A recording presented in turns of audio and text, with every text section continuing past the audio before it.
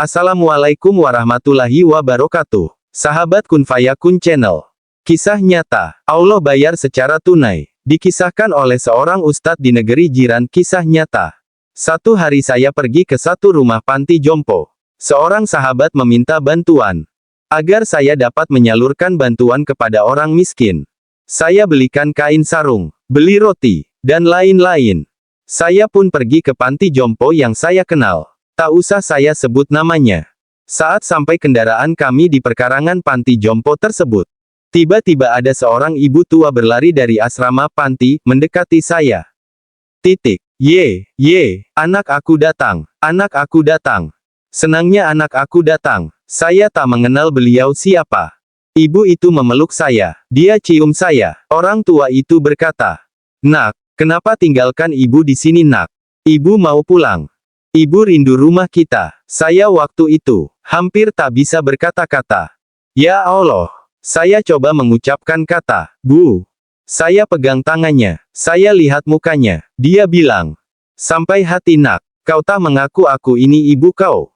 Bisa saya bayangkan, bagaimana perasaan beliau begitu rindu pada anaknya.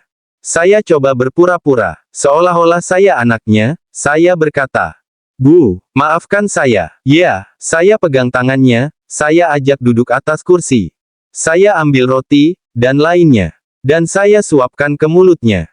Tak terasa menetes air mata di pipi. Mencoba bayangkan, hati seorang ibu yang rindu kepada anaknya. Bila kita anaknya, mengambilkan sepotong roti, kita suapkan ke mulutnya. Bagaimana perasaan beliau? Bagaimana perasaan kita?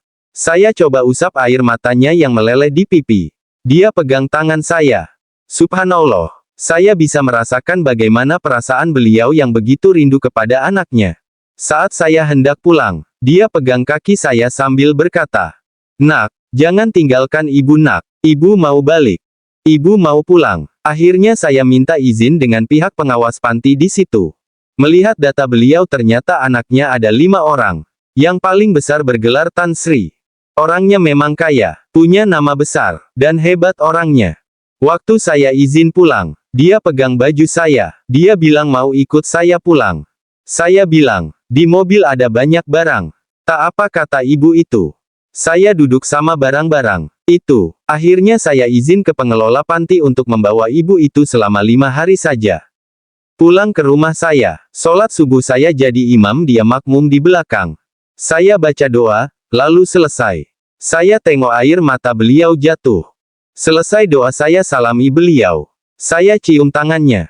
Saya bilang, "Bu, maafkan saya ya." Waktu itu, saya tak membayangkan kalau ibu saya sudah meninggal. Tapi saya bayangkan ibu ini adalah ibu saya. Sebab dia rindu pada anak-anaknya. Di hari ketiga di rumah saya, waktu sholat Isya. Selesai doa saya salami beliau. Dia lapisi tangannya dengan kain mukenanya. Dia salam. Saya bilang, "Bu, kenapa ibu lapisi tangan ibu? 2 hari yang lalu ibu salam. Ibu tak lapisi tangan ibu dengan saya. Kenapa hari ini ibu lapisi tangan?" Dia bilang, "Ustadz, kau bukan anak saya kan?" Subhanallah. Tiba-tiba dia sebut nama saya, Ustadz. Saya bilang, "Kenapa ibu panggil saya Ustadz? Saya anak ibu." Dia berkata, "Bukan. Kalau anak saya dia tak akan seperti ini. Kalau anak saya dia tak akan jadi imam saya. Kalau anak saya dia tak akan suap saya makan." Bayangkan sahabat-sahabat bagaimana perasaan ibu ini.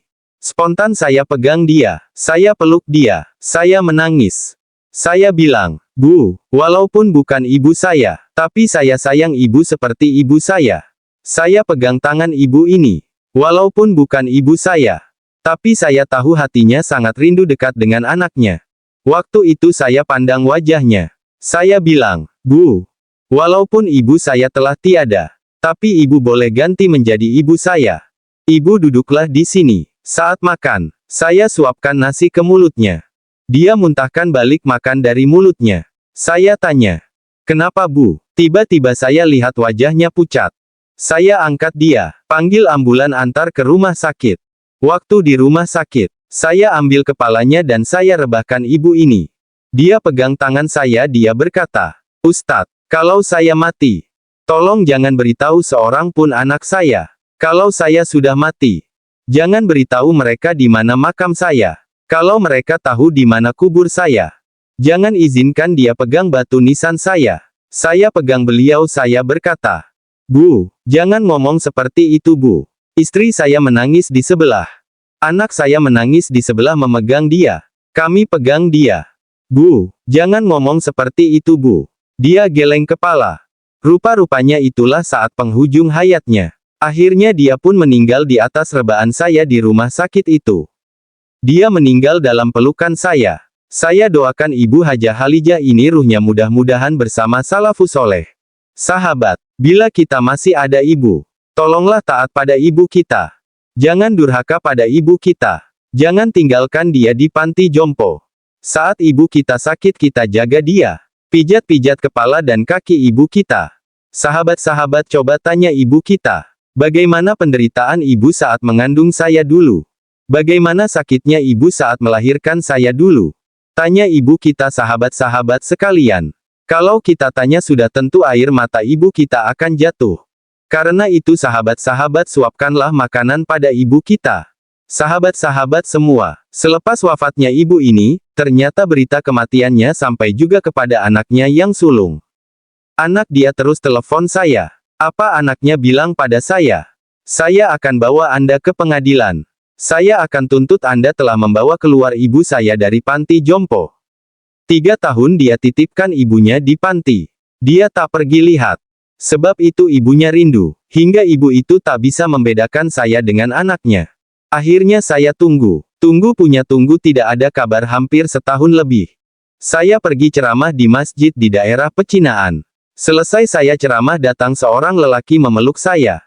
Menangis dalam masjid. Orang dalam masjid heran. "Ada apa ini?" Saya tanya pada dia. "Pak, ada apa ini?